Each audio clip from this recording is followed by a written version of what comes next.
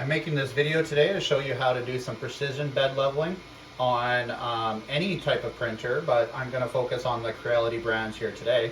I have a Creality CRX and I want to do a precision bed level.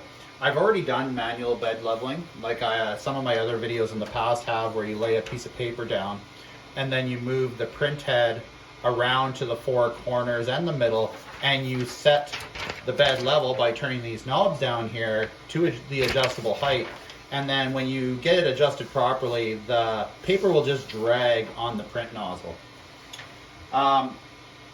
There's a much more accurate way out there, as some people have commented in my videos, and I found it myself on the internet, and that is using a dial indicator to measure your bed level.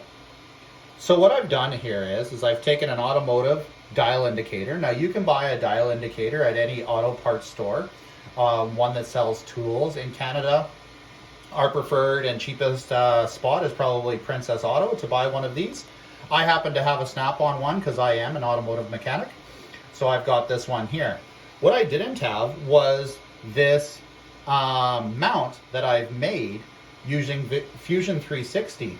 And what I did was I took a picture of the print head on my Creality CRX, I overlaid it in Fusion 360, and I traced it to give me the desired shape that I needed for this to stay on my print. This is PETG. It's a little bit stronger. I have a fairly high infill. I think it's actually 100%. And so PETG can be a little hairy, but it's going to do the job here. And what I'm going to do with this dial indicator is I'm going to mount it to the print head. Then I'm going to drive this thing around to the corners of the print bed and measure its bed level. Before you get started, you're going to want to auto home your printer, okay? And that should be fairly simple. If you have any questions about that, you can just leave a comment in the video below and I'll get back to you on how to do that. But I think for the most part, everybody probably knows how to do that. So I have it mounted to my print head here, and what the print bed has to do is it has to stay on this plunger here. So my print bed's just a little high right now, so what I'm going to do is I'm going to drop my Z-axis. The CRX, this older CRX, there we go, has this push button technique, which is kind of a pain in the butt. If you have yourself an Ender 3 version 2, or something like that, you have the knob to move this around, and you're going to enjoy that quite a bit. But I'll use what I got. So I'm going to take it to the corner of the bed, and then what I'm going to do is I'm going to reference one side as 0. Now I don't think it really matters a whole lot which corner of the bed you're going to reference as your 0, because right now I'm just focused on bed leveling, okay? While I print, I'm going to use a Z offset to make up for any height issues that I might have with my print nozzle to the bed. But that's really another video here. So after I have this side zeroed, what I'm going to do is I'm going to drive it around the print bed, checking that number and adjusting it. So I'm going to get over here, and you can see that I have a reading of about 6/1000ths of an inch. So I'm going to come down to this knob. You need to be very careful that you're not bumping the bed during this process, because the bed is mounted on springs.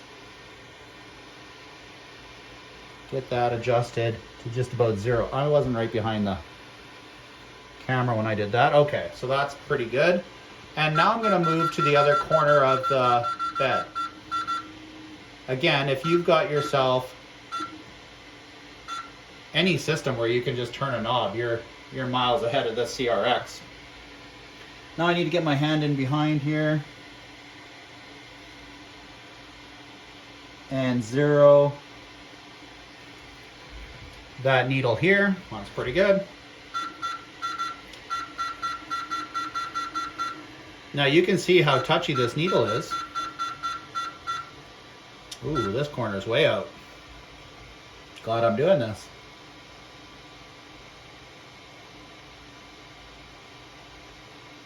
I compress the springs there a little bit. So sometimes you have to kind of just shake the bed and get it to its home area.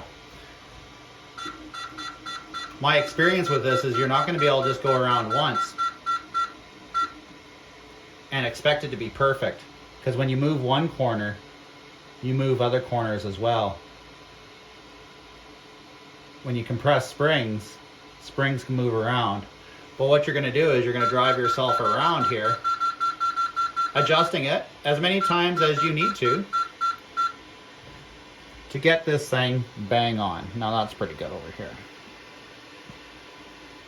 It's nice with the dial indicator that you can be so accurate.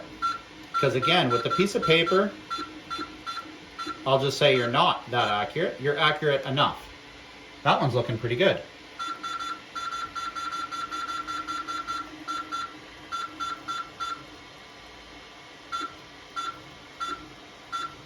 I don't know if I have a sticky spring on this corner, or what the deal is, but every time I come to this side, it seems to need a lot of adjusting. So that I moved quite a bit.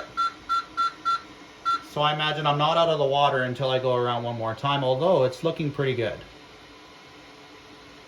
Okay? I think you get the idea. So without making this video any longer, in about 10 minutes you're going to have this thing bed leveled. What I'd want to do in the end is make my way over to the middle of the print bed. So I'll go to about the middle of the E and the A in Creality. There's about 150 on there, and I'll go to the middle of my bed. And then I can see that I'm out by about 5/1000ths of an inch overall, which isn't too bad, but it's going to let me know that I have a little bit of a low spot, if you will, in the middle of my print bed, which I've already known that already as it is. It's a glass bed and there's a little bit of whoop in the middle. After you get this done, you're going to go into your first print and you're going to adjust the Z offset to make up for any bed issue heights that you might have. And the Z offset is something that I constantly watch and fiddle with if I need to. You can build it into your Cura profile, your Z offset, or you can go into your printer's tune function while you're printing to move the print head up and down like maybe 1 millimeter or 0.5 millimeter to make up for any Z. Remember, Z's the up and down axis, any Z offset that you need to have. If your print nozzle isn't going close enough to the bed, you're going to leave just a round roll of filament on top that's not really squished down into the bed. And then you're going to have some bed adhesion problems.